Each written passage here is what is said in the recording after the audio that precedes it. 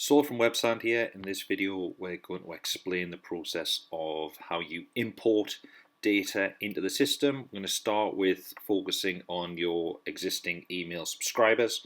Obviously the ideal situation is for you to do a direct integration, so please check out all the integration options on websand.co.uk.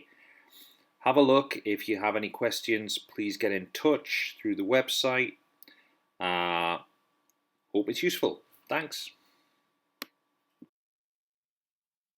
Hello, it's Saul again from Websand. I'm just going to talk you through the difference between the audience file and the transaction file, just to help you get your head around the different types of data and how you can import that into your Websand account. So this terrible drawing is of a customer. We've got two different types of files. So the first file that we've got is an audience file, and that's typically also known as a subscriber file. So that's telling you who signed up, where they signed up, and when they signed up. So this is sign up data. And then on the other side, we've got transaction data. This is data when they become a customer. So from a transaction side, it's what they bought, when they bought it, and how much did they spend. So let's have a look at just an example template. So we've got two templates here. We've got the audience template, and we've got the transaction template. So in the audience, we've got randomized email addresses here of people that have signed up. In column B, we've got where they've signed up. And then we've got their first name, and then we've got when they signed up, which is the subscribed at.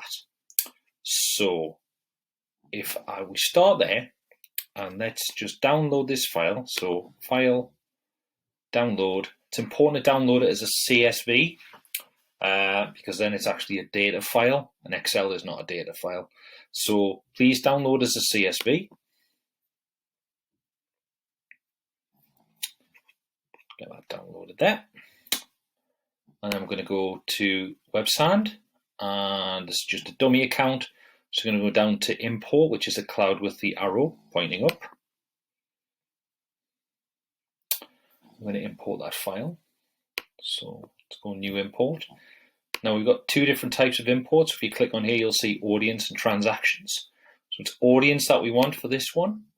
I'm just going to go and pick my file.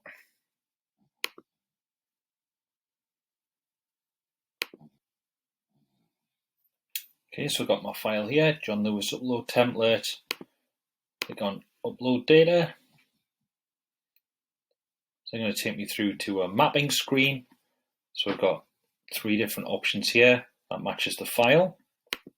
So I'm going to go email to email, source to source, first name to first name, subscribe that to subscribe that. Now if it's the first time that you import, you won't have first name as an option. You'll just have email, source, and subscribe that. So to create that field, you just select new field, and that will create the new field for you. Now obviously I've already created that field, so I'm just going to map it to it, and then hit next. That just gives you flexibility so you can match the data. So if you want to include things like postcode and stuff like that, then you can. Obviously, we don't know what data that you're going to collect, so it's flexible for that purpose.